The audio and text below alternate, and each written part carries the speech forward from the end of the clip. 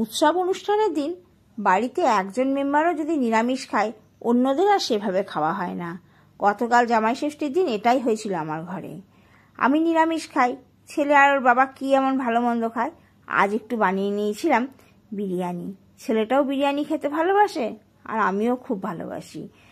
এই যে আদা, রসুন, কাঁচা লঙ্কা, 1.5 চামচ জিরে দিয়েছিলাম, তবে গুঁড়োটা আমি ঘরেই করে রাখি। আর দিয়েছি শুকনো লঙ্কা, পিচগুলো ফেলে দিয়ে। এখানে চিকেনটাকে মাঝারি সাইজের করে নিয়েছিলাম। এতে নুন আর হলুদ দিয়ে নিলাম প্রথমেই। চার চামচ মতো দই দিলাম। দইয়ের পরিমাণটা বেশি দিয়েছি আর ওই জন্য তেলের পরিমাণটা কম দেব। কিন্তু দই বেশি দিলে খেতে যেমন স্বাদ হয় আর বেশ একটা তেলতেলা ভাব মুখে লাগে, মনে হয় যেন ক্রিম দেওয়া। দারুণ হয় বিরিয়ানিটা খেতে। মশলাটাও এবার ঢেলে দিলাম আর এবারে দিয়ে দেবো একটু লেবুর রস। এটা তো দিতেই হবে, তবে তো ভালো করে ম্যারিনেট হবে তাড়াতাড়ি।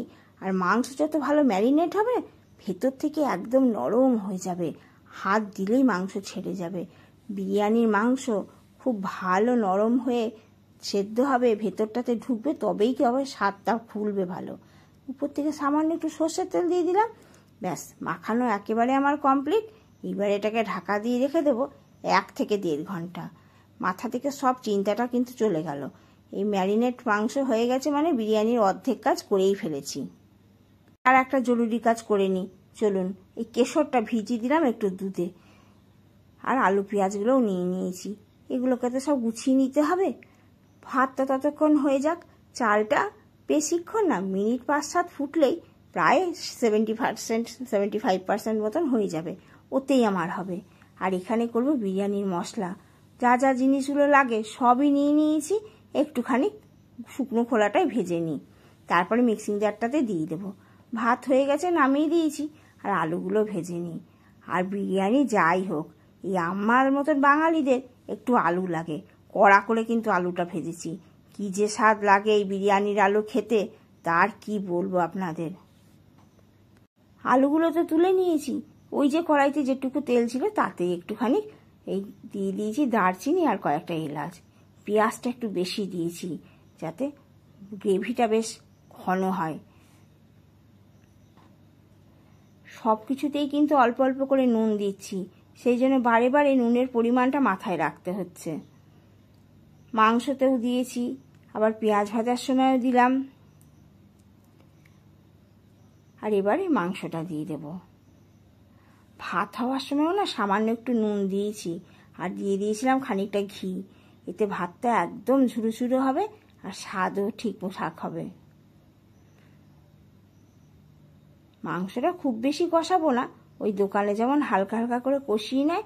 তারপরে এবার দিয়ে দিলাম এই বিরিয়ানির মশলা কিছুটা আর গোলমরিচ গুঁড়ো। 2 চামচ নেড়েই এতে দিয়ে দেব পরিমাণ মতো জল। এবার ঢাকা দিয়ে দিলেই মাংস আমার হয়ে যাবে এক্ষুনি। 10 থেকে 12 মিনিটের মধ্যে মাংস একদম রেডি হয়ে যাবে। আর দেখুন, এখন মাত্র 5 থেকে 6 মিনিট হয়েছে। মাংস কিন্তু এতেই। এবার গ্যাসের ফ্লেমটা বাড়িয়ে দিয়ে মাংসটা শুকিয়ে নেব একটু।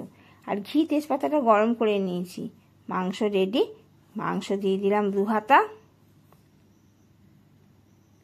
এবার একেবারে লাস্ট পর্যায়ে আলু তো দিতেই হবে। এই আলুগুলোর মধ্যেই যেন প্রাণখানা রয়েছে। 5 টুকরো আলু দিলাম প্রথমে। আর 2 হাতা এই পেঁয়াজ ভেজে বেরেস্তা করে রেখেছে, সেই বেরেস্তা। যা গন্ধ বেরিয়েছে, এখন যে আর বাকি সময়টা কি করে কাটাবো।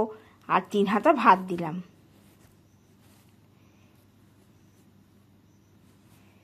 গরমে একদম হালকা ফুলকা বিরিয়ানি করেছি। আর একবারও এইভাবেই সাজিয়ে দিলাম, সেটা আর দেখালাম না আপনাদের। তবে উপর থেকে ভাতটা দিয়ে দিলাম। আর এবার ভাত দেওয়া হয়ে গেলে দিয়ে দেব বাকি জিনিসগুলো। তাড়াহুড়া করতে গিয়ে পড়েই গেল, দেখলেন তো। এই যে কেশর ভেজানো দুধটা, সেটা দিয়ে দিলাম। উপর থেকে বিরিয়ানির মশলা। আর এবার একটু আতর আর গোলাপ জল দিয়ে দিলাম। 1 ফোঁটা আতর দিয়েছি আর সামান্য একটু গোলাপ জল। ব্যাস, ঢাকা দিয়ে চাপিয়ে দিয়েছি জালে।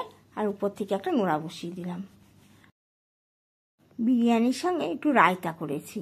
এই যে দই দিয়ে পেঁয়াজ, টমেটো আর শসা একটু মাখিয়ে নিলাম, আর খানিকটা দই দিলাম। আর এবারে ভালো করে মাখিয়ে নিয়ে উপর থেকে দিয়ে দিলাম একটু গোলমরিচ গুঁড়ো আর বিট নুন। আর কে থাকতে পারে, যা গন্ধ বেরিয়েছে বন্ধুরা, আপনারাও যদি সবাই থাকতেন তবে বুঝতে পারতেন। বিরিয়ানি একদম রেডি। গোটা বাড়ি একেবারে বিরিয়ানি বিরিয়ানি করছে। এবার গরম গরম নিয়েই বসে পড়বো, আর থাকতে পারছি না, অনেকক্ষণ ধরে এসব করে বেড়াচ্ছি। দেখুন, মা ছেলে বেড়ে নিয়েছি, ওর বাবা তো অফিস থেকে খেয়েই এসেছে, আর তারটা রাতের জন্য রেখে দেবো।